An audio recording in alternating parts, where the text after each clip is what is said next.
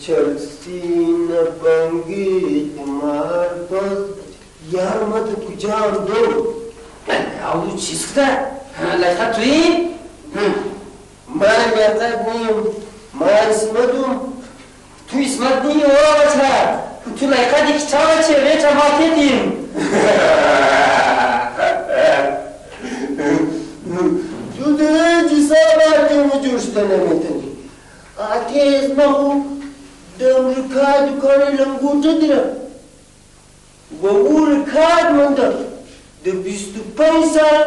یک لنگوتم سودا نتنستا خبری چرا کنجی کس لنگوته سر نمنا بچه دلیل مرا تو چه سوچی گده یار تو کجا مرا نقشی کی میاتیتیو خدایا قد زیزا و تو چیز کار کرد اگه یار روز تربیت میکردم قدر فی خونی بد نمیشتم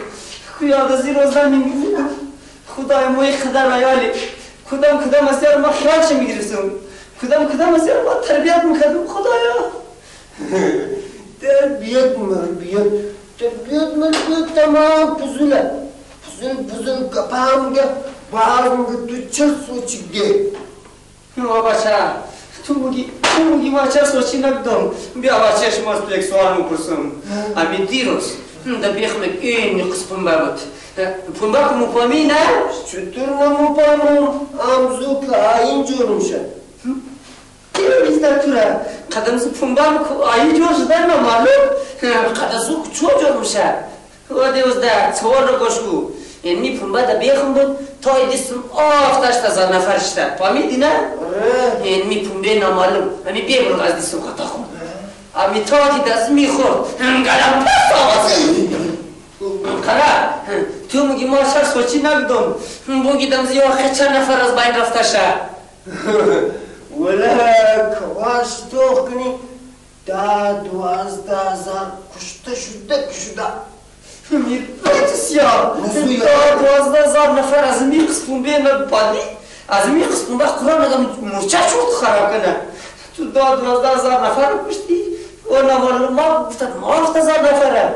ای 4,000 دیگه شد تایی با کدی زماندی نه جوانی نکو یار نزو که درد مونه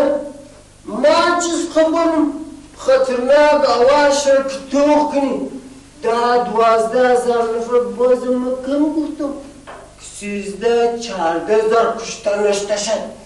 اره بچه ما فهمیده شد که تو چه از غرقل جیگده 14-15 بیلو 50,000 نفر زمین قسمون از بین رفته بیا باری ما تو در شفاخانه مایلو بگرم که تو خوب تا یا و یخ